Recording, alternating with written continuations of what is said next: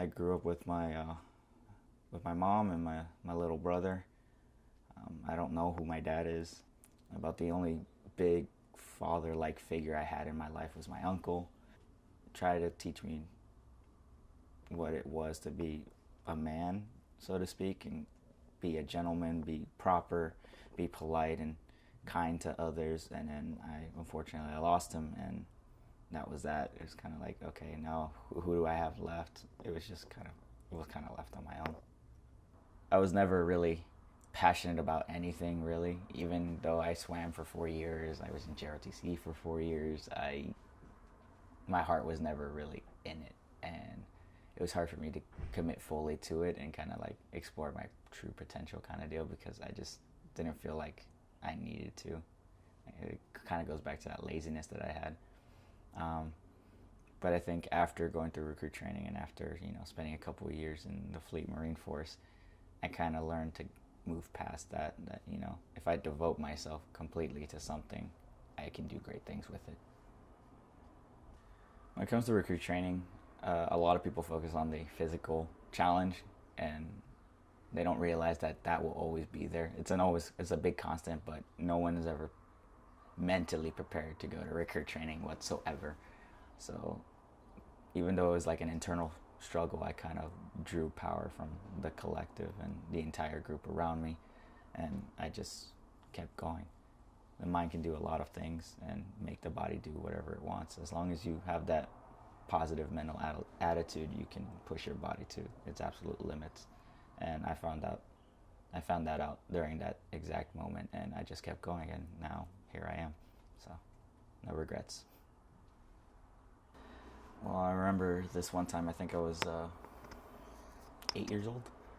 I can't remember what exactly I was doing, but I was picking up a bunch of stuff in like the little makeshift home office we had, and there was a bunch of tacks that were all spread all over the place. So I put them in a little box, and I was walking around. I was making jokes and stuff like that, and I remember I tripped and I spilled all the tacks everywhere, and she got pretty upset with me. Even though I was trying to clean up the place, I guess it wasn't to her expectation. I don't know what it was, and she backhanded me pretty hard. And unfortunately, I kind of landed on the tacks, so it sucked.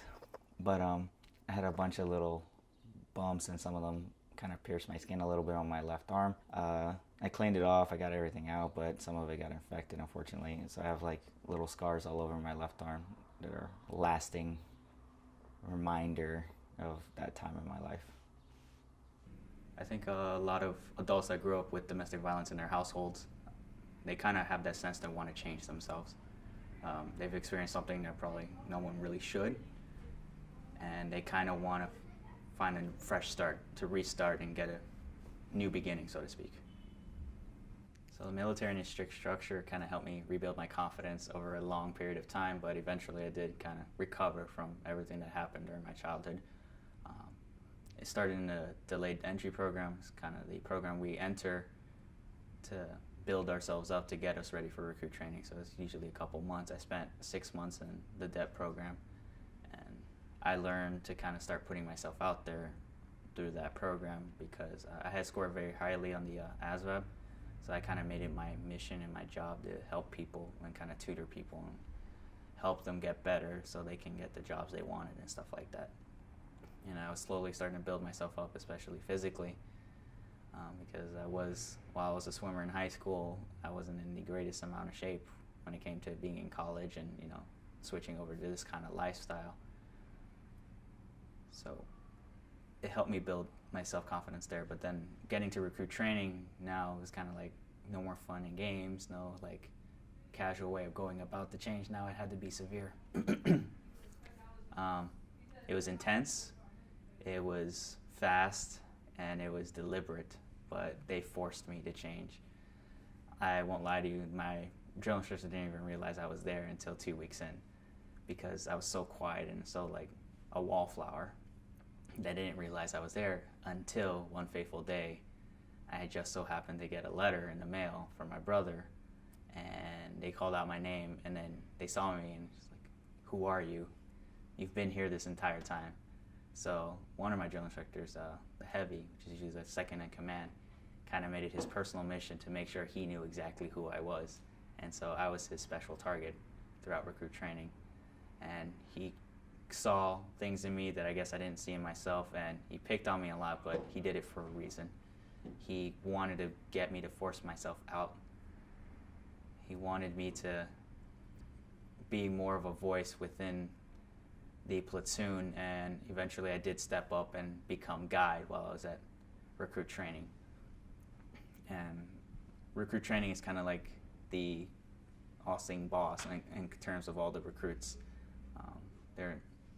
Whenever someone got in trouble, I was to get in trouble too. I took responsibility for everyone's actions, and I was responsible to keeping everyone in line. So that position, holding that position for just a couple weeks, did a number on me, and it did a lot for me because it built up my confidence.